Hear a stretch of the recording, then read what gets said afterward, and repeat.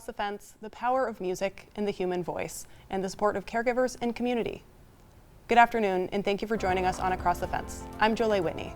According to the Alzheimer's Association, music and art can enrich the lives of people with Alzheimer's disease. Studies have shown music can help sustain cognition and quality of life for people with dementia. To learn more about the powers of music, Across the Fence team is working with the Larner College of Medicine's Center on Aging. And today we're going to talk about a program operated by Well Vermont, which provides services for older adults. They've been hosting and a singing program for people with dementia and their caregivers.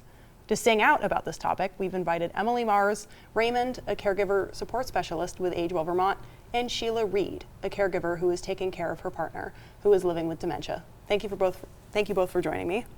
Thank you for having us. Mm-hmm. Emily, let's begin with you. Can you tell me how Well Vermont is involved with this program? Yeah, Well is one of 5 area agencies on aging in Vermont, and we provide services for people who are 60 and older. And one of the arms of our services is caregiver support. So we provide caregiver support to anybody who is taking care of somebody, whether or not they're 60 or older. We have been working with Sheila, and Sheila had this wonderful idea to come up with this class, and Well provided the funding for it. We did the promotion, the registration, and just kind of helped Sheila do what she really wanted to do. And Yeah. Sheila, what motivated you to help with that? Ray, my partner, and I have been big fans of the Aphasia Choir since it started about 10 years ago. And the aphasia, for many of your viewers may not know, but is a difficulty of communication, and in particular, the ability to speak. And yet people who have aphasia from stroke or head injury can often sing because those speech and music are in different parts of the brain, and that is true with dementia. So Ray, who has trouble speaking, can actually sing and remember lyrics from many songs back from his misspent youth.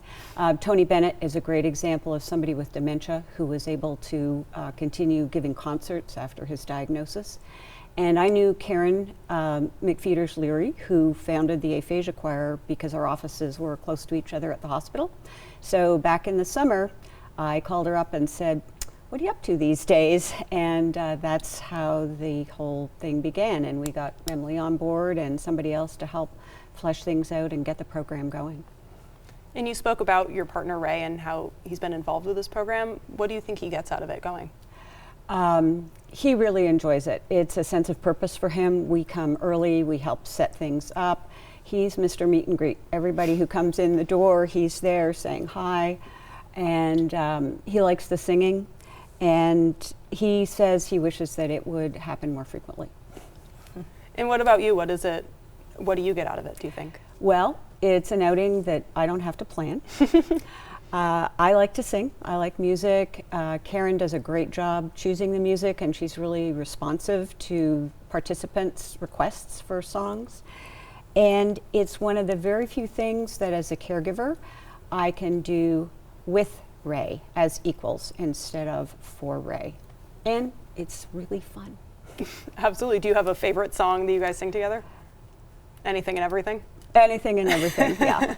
Depends what I ask Alexa to play in the morning. Sure. Why just pick one, right? And Emily, providing these opportunities is part of your job, but it can be so much more than that. What do you get out of providing opportunities like this? I mean, it is a lot of fun, right? Yes. Sheila has said, it's just fun. And there's like something beautiful about just being able to have a normal, fun experience with other people. As well as, you can't really tell who has dementia and who doesn't in the room. Everybody's just participating together, everybody's having fun. And I think it's really gratifying to see, I have my caregiving clients, of course, but I think it's just a joyful thing to see them, interacting with their partners, parents, whoever they're caring for, and just being able to be present and joyful. So All right, and how about for those of us who aren't great singers, are we invited too? Absolutely. You won't I kick am me not out? a great singer either. So As Karen says at the beginning of each session, we're here to connect with the music and each other.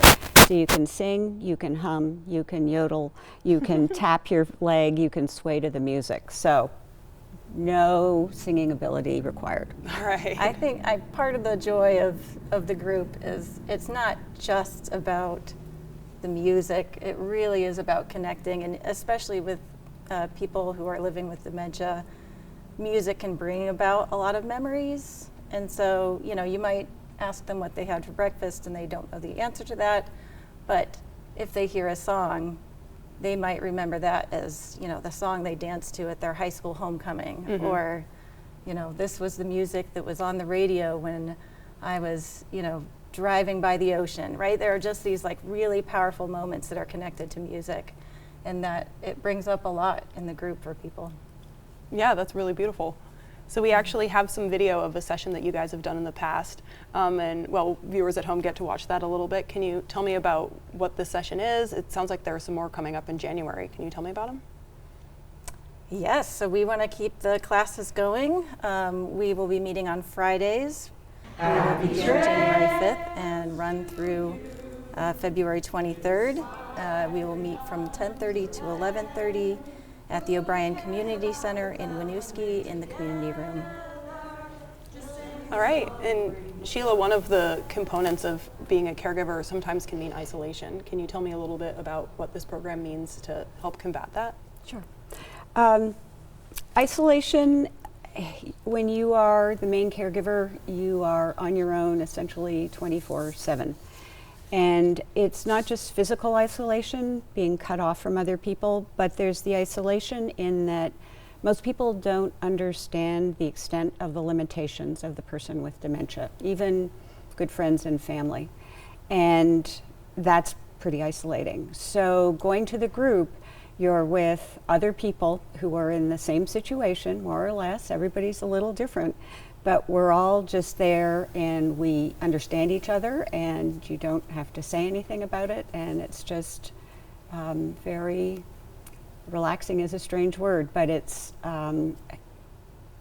people get it in the group. And you were saying it was essentially like almost a calming experience. Yeah. Emily, can you speak to that a little bit and just what you've seen so far of doing these sessions? Sure, yeah. So in just talking to, caregivers and some of the people that they take care of, some of the caregivers have said that they always know that on the day of the singing class, they are going to have a good day. And that's not true all the time, right? Some of these people have challenging behaviors. They might wander, they might ask, questions repetitively. But on the day of the singing class, it's been reported that they have a good day. They always have a good day. So, And we're Sheila, hoping for more good days, right? Always, yeah. Yeah. Sheila, has that been your experience with Ray? More positive days after? Ray's personality is extremely mellow and laid back. So in that respect, no. However, Ray will sometimes not have any idea where he is, even if it's a place that he knows really well, like our house on our street sometimes. And the other day we were driving through Winooski, a couple of streets away from where we have the singing group, and out of the blue, Ray said, "This is where I come to be happy."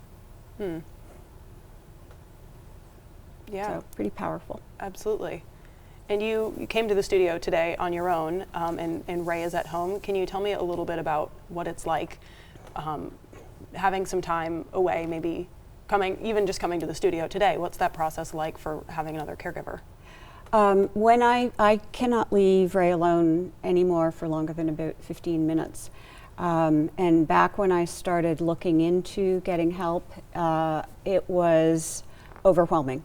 The number of agencies that are out there, each with different requirements, the costs involved, minimum hourly requirements per week, trying to balance paying for the care with limited resources, not wanting to abuse the goodwill of family and friends to provide care so I could get away.